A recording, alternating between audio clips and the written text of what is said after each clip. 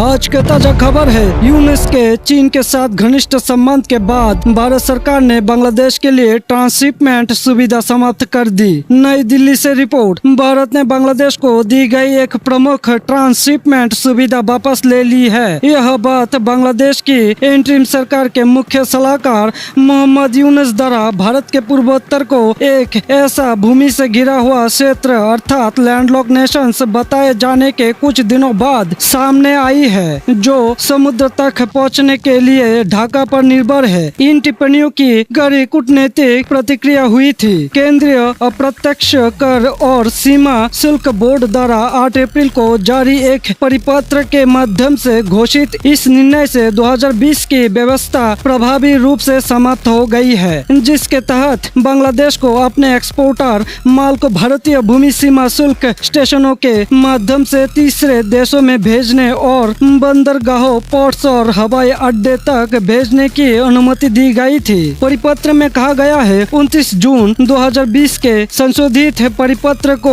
तत्काल प्रभाव से निरस्त करने का निर्णय लिया गया है। भारत में पहले से प्रवेश कर चुके कार्गो का प्रक्रिया के अनुसार भारतीय क्षेत्र से बाहर जाने की अनुमति दी जा सकती है। इस सुविधा से बांग्लादेश के लिए भूटान, नेपाल और म्यांमार के साथ व्यापार आसान हो गया था, लेकिन भारतीय एक्सपोर्टर, खास तौर पर परिधान क्षेत्र के एक्सपोर्टर लंबे समय से इस व्यवस्था पर आपत्ति जता रहे थे। परिधान निर्यात संवर्धन परिषद अर्थात appeared export promotion council AEPC के अध्यक्ष सुधीर शेखरी ने पहले कहा था कि दिल्ली में प्रतिदिन 20 से 30 बांग्लादेशी ट्रक आते हैं, जिससे कार्गो टर्मिनलों पर जाम लग जाता है और माल ट्रांसपोर्टेशन की लागत बढ़ जाती है। FIEO के महानिदेशक अजय सहाय ने कहा, अब हमारे पास अपने कार्गो के लिए ज्यादा हवाई कैपेसिटी होगी। अतीत में एक्सपोर्टर्स ने बांग्लादेश को दी गई ट्रांसशिपमेंट सुविधा के कारण कम जगह की शिकायत की थी।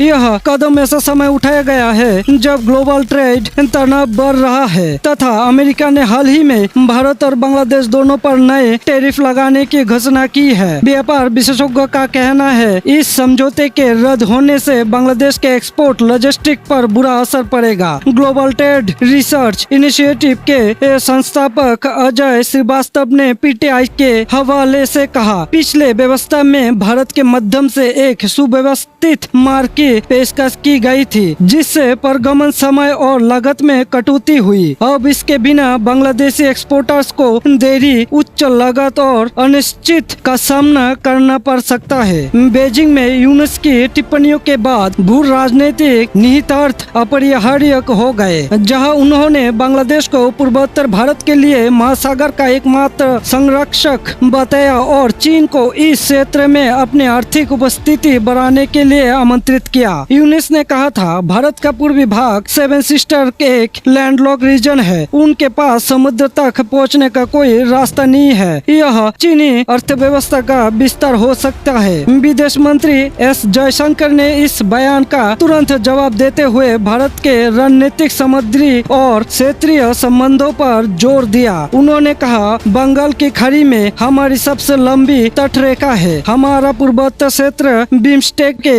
लिए कनेक्टिविटी हब के रूप में उभर रहा है। दोनों देश विश्व व्यापार संगठन के सदस्य है। श्रीवास्तव ने आगाह किया कि भारत के इस कदम से विश्व व्यापार संगठन के नियमों के तहत परगमन अधिकारों को लेकर चिंताएं पैदा हो सकते हैं, विशेष रूप से नेपाल और भूटान जैसे अन्य लैंडलॉक देशों के लिए।